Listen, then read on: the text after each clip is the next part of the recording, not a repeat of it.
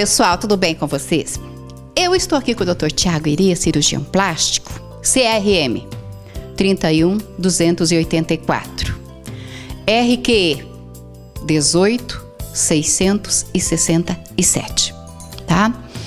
O Dr. Tiago Iria já deu entrevista sobre plástica muitas vezes no programa Nossa Casa. Teve uma época que ele estava toda semana respondendo perguntas.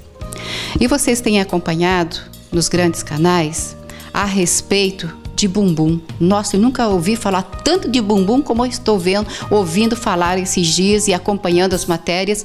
Isso me entristece muito. Me entristece porque às vezes as pessoas elas têm uma vontade de fazer um bumbum bonito, quer ter um seio bonito, quer ter um rosto bonito, mas não procuram saber do profissional. Vocês têm que procurar saber do profissional. Procura pelo CRM.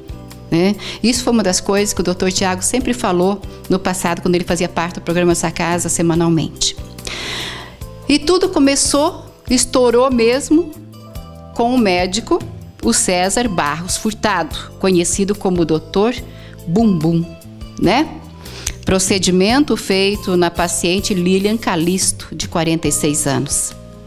E hoje ele é réu em mais de 10 ações judiciais.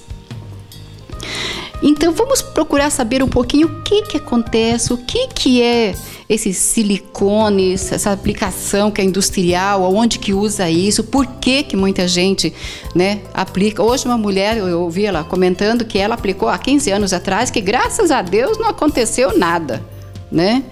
Ela falou assim, não aconteceu nada de grave, só sinto que hoje está encaroçando. E está aparecendo uns caroços, assim, os carocinhos, né, os carocinhos bem roxinhos. Então quer dizer que já está dando problema, né? Vamos saber, doutor Tiago, tudo isso um pouquinho? Ele vai explicar melhor pra gente, nada que um profissional para saber, né? Bom, gente, então vamos à pergunta com o doutor Tiago. Vamos saber sobre essas coisas, sobre o que é PMMA e quem usa esse, que injetaram isso que fez mal para as mulheres, né, que é o industrial, se elas podem tirar, se dá para tirar tudo e se pode depois utilizar o ácido hialurônico. Tudo bem, Tamires? Tudo bem. É sempre bom. Olha os biscoitinhos. Eu ganhei um presente dela. Eu sou intolerante à lactose e ela teve todo o cuidado de separar um produto que eu posso, e ao glúten também, você acertou em cheio. Aliás, as pessoas, né, muita gente está intolerante a glúten e à lactose. Bom, Tamires, vamos começar dizendo um pouquinho sobre como é que é a formação do cirurgião plástico. Porque muita gente, a nossa região, eu sinto muito disso, né? A paciente, ela quer preço. Eu quero um lugar que... Quanto é que é a tua consulta? Quanto é que é a tua prótese de mama? Quanto é que é a tua prótese de glúteo? Eu acredito que quando se trata do próprio corpo, apesar da nossa especialidade tratar de beleza, ela não pode ser confrontada como se fosse um balcão de negócios. O importante é que a paciente tenha confiança naquele profissional que está atendendo ela. Isso é o mais importante. Então, fora a cogitação, sair pedindo preço, eu vou no mais barato. Senta, conversa, vê o resultado que ele tem para oferecer e vê se tem algum tipo de coisa que incomoda você naquele profissional. Dito isso, o que é preciso para ser um cirurgião plástico? Eu tenho que me formar na faculdade de medicina, eu tenho que fazer uma prova, passar para a cirurgia geral, eu tenho que fazer uma outra prova para passar para a cirurgia plástica e depois fazer uma outra prova para confirmar que sou cirurgião plástico. Tudo isso demora de 11 a 12 anos para ser feito. Nossa, um bocado de tempo. No meu caso, eu ainda fiz uma prova para ser membro titular da sociedade depois. Então, eu já cheguei realmente no ápice do que um membro associado da Sociedade Brasileira de Cirurgia Plástica pode ser. Agora, eu te pergunto, o que um médico esteta precisa para trabalhar com estética? Ele tem que formar na faculdade de medicina e fazer alguns cursos de final de semana. Então, não substitui, entendeu, a qualidade da formação. Uma residência é uma formação sólida. O estudante está realmente naquilo por 5, 6, 7 anos da vida dele. Então, nenhum curso de final de semana vai substituir isso, por melhor que o curso seja, entendeu? É necessário que tenha uma formação adequada. Então, no caso do Dr. Bumbum, que a mídia está explodiu na mídia ele e explodiu outros casos de gente que fez em salão de beleza, de gente que fez quarto de hotel, a maior quantidade de absurdos. Tem que pesquisar se o profissional é realmente bem formado para aquilo. Esse procedimento é feito por um cirurgião plástico. E seria o correto. Ou até mesmo um dermatologista poderia fazer, mas ele também tem uma boa formação para isso. Agora, um médico sem residência, ou pior ainda, né, um profissional que não é médico, a gente teve na mídia enfermeiros que fizeram, até a profissional se dizia enfermeira, mas não tinha registro no conselho, então ela foi autuada por homicídio doloso, porque mentiu, né, da formação dela e tudo mais. Então, assim, o correto seria que um cirurgião plástico assistisse nesse quesito, ou um dermatologista. Agora, o que eu preciso saber a partir do momento que eu decidir fazer um procedimento desse? Tá. Se eu fosse um paciente, está procurando um profissional, geralmente quando a paciente quer fazer algum tipo de procedimento estético, ela já tem indicações de onde ela quer ir, né? Raramente a paciente decide que quer ir no primeiro que encontra. Sim. Então, recebeu indicações de outras pacientes que tiveram bons resultados ou que tiveram uma boa relação médico-paciente, a primeira coisa que ela deve fazer é entrar no site do CRM, www.crm.com.br, e você vai colocar o nome do cirurgião que você está almejando fazer alguma coisa lá, e aí vai sair toda a formação dele. É simples assim. Hoje é muito fácil descobrir. Realmente é difícil acreditar que pessoas caem na lábia de charlatões, sendo que hoje tem um instrumento tão democrático e tão aberto quanto a internet para mostrar quem é quem, na verdade. Agora não dá para entender, né? Porque como que as mulheres podem, principalmente as mulheres, né, vão atrás dessas pessoas que não são profissionais, que não são. No ato que foi aplicado nessa Lilian, ela já começou a sentir muitas dores, que vocês acompanharam as imagens, que ela saiu amparada, tal, que ela foi para o hospital daí, né? E que logo também faleceu. Agora, o que leva, gente? É o preço? Puxa vida. Será que isso compensa? Será que não é melhor você esperar um pouquinho de pagar um cirurgião plástico mesmo, uma pessoa que tem o CRM, uma pessoa de confiança? Eu fico triste de ver todas essas coisas que estão acontecendo na TV. Por quê? Porque elas querem ficar linda, maravilhosa, mas elas não querem gastar muito. Gente, não é assim. Tudo que é bom tem o seu valor. Infelizmente, E tem a ver com a formação do profissional. Quanto mais capacitado, mais ele agrega valor no trabalho dele.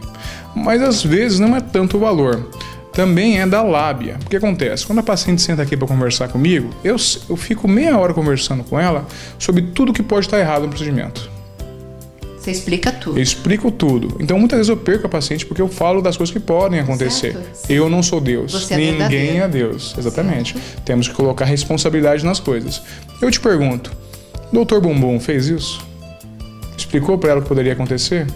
Talvez nem ele soubesse o que poderia acontecer, porque ele não tem informação para isso. Está agendado por telefone, já o procedimento. Exatamente. Então, a lábia é uma coisa, é um instrumento que é poderoso para algumas pessoas. Ele tinha uma boa lábia, ele tinha um carisma, uma rede social com um grande número de seguidores, né? Mas, infelizmente, não tinha formação profissional e nem conhecimento para fazer o que estava fazendo. Exatamente. Aqui na mesa do Dr. Tiago tem os silicones, tem os de mama e tem de bumbum também. O de bumbum é bem diferenciado, né? Esse aqui é o de bumbum.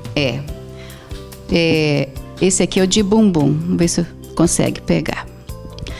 Doutor, agora eu te pergunto, você como sempre, você falou a verdade a respeito de todo o procedimento que você fez e que você faz, a respeito da prótese, bumbum e a gordura no bumbum, porque muita gente faz a lipo, já aproveita a gordura e injeta no bumbum.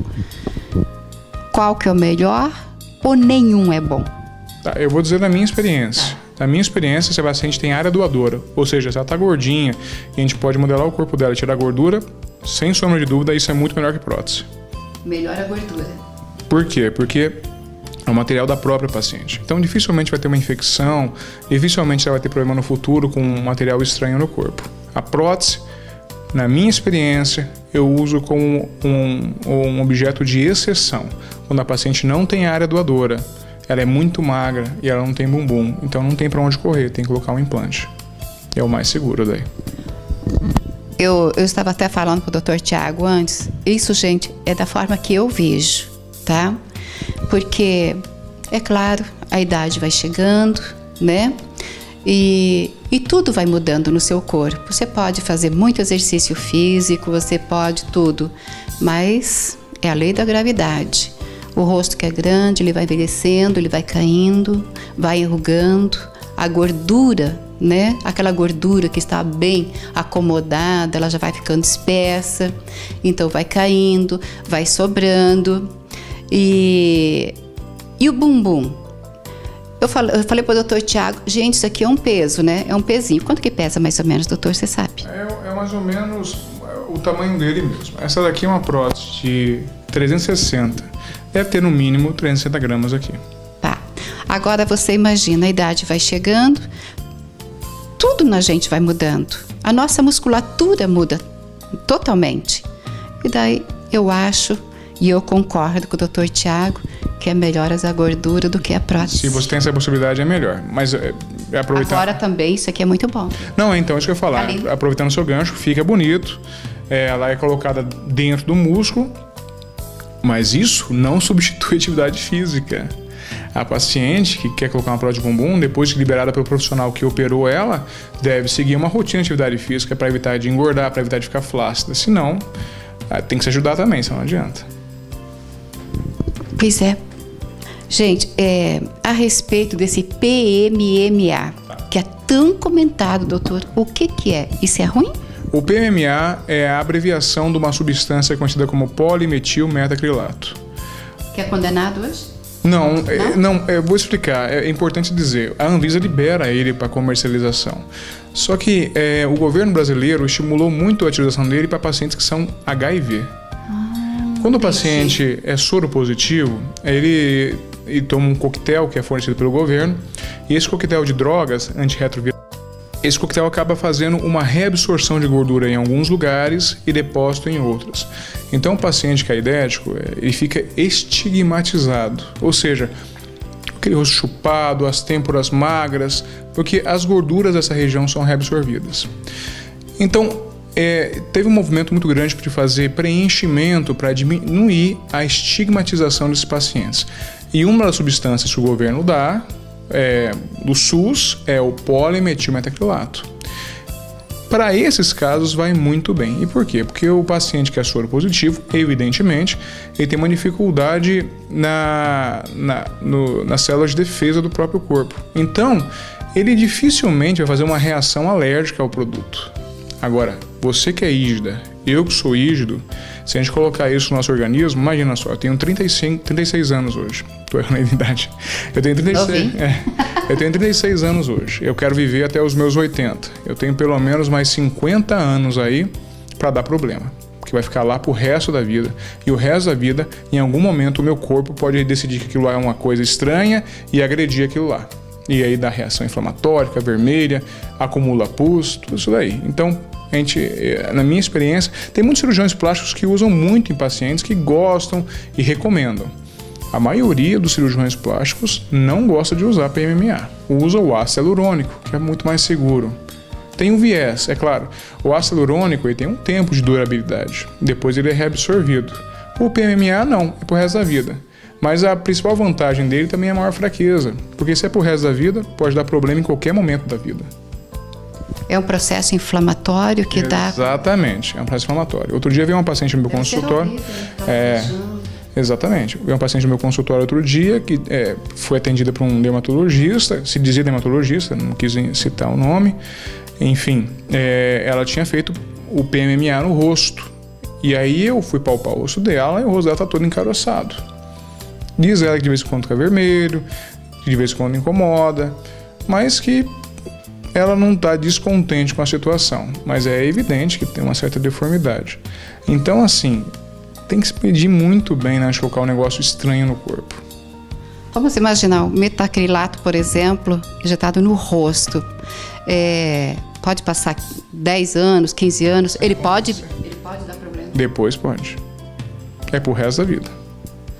E tudo aquilo que é injetado no corpo não tem mais como retirar? Tem como retirar, só que as cirurgias são... Acho que só prótese, né? Não, tem como retirar, mas as cirurgias são mutilantes. Ai, não acredito. Então, por exemplo, a gente estava conversando antes da entrevista sobre pacientes que colocam silicone líquido no bumbum. Silicone industrial. Né? Não é prótese, silicone industrial. Aquelas que pegam... Que foi o que eu acho que a enfermeira fez naquele caso do Rio de Janeiro, em que injetou silicone industrial no bumbum. Foi. Isso fica no subcutâneo, no meio da gordura e tudo mais. Aí vamos supor que dá uma reação adversa, o corpo começa a entender que aquilo lá não é natural e não é natural realmente, e a paciente vai procurar ajuda e tem que tirar. Como é que ela vai tirar o silicone industrial do corpo? Sabe como é que é? É cortando de fora a fora a nádega, levantando a pele e caçando os pedaços de silicone que estão lá embaixo. Então é uma cirurgia que a gente fala que é mutilante e muitas vezes incapacitante. Então tem que pensar muito bem de colocar um negócio que é pro resto da vida. É essa a questão. Procure um profissional para fazer todos esses procedimentos, né? Porque eu acho que lida com nossa imagem, né? É por um todo. Então você tem que saber o que fazer, né? Tem que ter responsabilidade com você. Doutor, algo mais que você queira falar a respeito deste assunto, fique à vontade. Então essas polêmicas, na verdade, serviram, eu acredito, viu, Tamires, serviram para reforçar o trabalho do bom profissional. Né? Hoje, mais do que nunca, as pacientes estão tendo acesso à informação e vendo quem são bons profissionais e quem não é bom profissional. Veja bem, ninguém, como eu disse na entrevista mais cedo, ninguém é Deus. Está todo mundo sujeito a ter uma complicação cirúrgica. Sim. Qualquer profissional que seja que atenda você. Cirurgia é sempre uma cirurgia. Cirurgia é cirurgia. Muitas vezes não depende do cirurgião que faz a cirurgia, depende de como a paciente faz o repouso no pós-operatório e tudo isso. Então, a pergunta que você tem que fazer é se o profissional que está capacitado para te atender, ele também tenha o domínio técnico para tratar as complicações que puderem acontecer. Então, para a sua telespectadora, eu digo, procure o site do CRM, coloque o nome lá. Se tiver com credenciamento ou com RQE, que é o Registro de Especialidade, que é o mais importante, tudo mais, então você tem a garantia de que esse profissional fez uma boa residência e que está apto a tratar as suas deformidades e, caso aconteçam, as complicações inerentes ao procedimento. Exatamente, porque quando faz esse procedimento, seja qual for o procedimento, você tem que fazer numa clínica ou no hospital, né? Eu vejo dessa forma, porque se acontecer, né, um evento ali, você já está, né, nas mãos de enfermeiros e de médicos também. Agora, como ela fez, né, essa Lília fez, acho que no apartamento, lá no prédio, não sei. Então, o que aconteceu? Até chegar no hospital, as coisas mudaram muito. Eu acrescento mais. Eu sou meio chato com isso. Eu só faço em hospital. Mas tem que fazer também. Em um hospital que tem um auxílio de uma UTI, nunca precisei, graças a Deus. Se Deus permitir, eu nunca vou precisar. Amém. Mas é importante que tenha a responsabilidade de fazer num local em que tenha uma UTI, caso necessário, e o apoio de uma equipe multidisciplinar. Isso eu acho mais importante. E outro porém também, né, doutor Tiago, porque quando você vai fazer uma intervenção cirúrgica, vamos falar da cirurgia plástica, porque é o assunto do momento, você tem que fazer vários exames. Você tem que fazer todos os exames, principalmente cardiológico, sangue, tira sangue da orelha. O coagulograma. Fazer avaliação com cirurgião vascular, ultrassonografia das mamas, tudo isso é muito importante. A gente pede para todas as pacientes, é importante. Porque se tiver algum problema, se você estiver com algum problema, vai aparecer. E o médico daí vai adiar a sua cirurgia. E é assim que tem que ser. Eu vou ficando por aqui com o Dr. Tiago Iria. A qualquer momento nós poderemos voltar a conversar com ele a respeito de outros assuntos. Se você ficou em dúvida, gostaria de saber um pouco mais a respeito do assunto, um outro assunto, você gostaria de passar por uma cirurgia plástica, deixa suas perguntas e nós vamos nos dirigir ao Dr. Tiago Iria, que é o cirurgião plástico do programa Nossa Casa, e ele estará respondendo e tirando a sua dúvida. Mas preste atenção, nunca isso aqui é uma consulta, tá? Então, aqui é tirando umas dúvidas. É o que acontece e ele responde. Eu vou para o apoio e volto já já.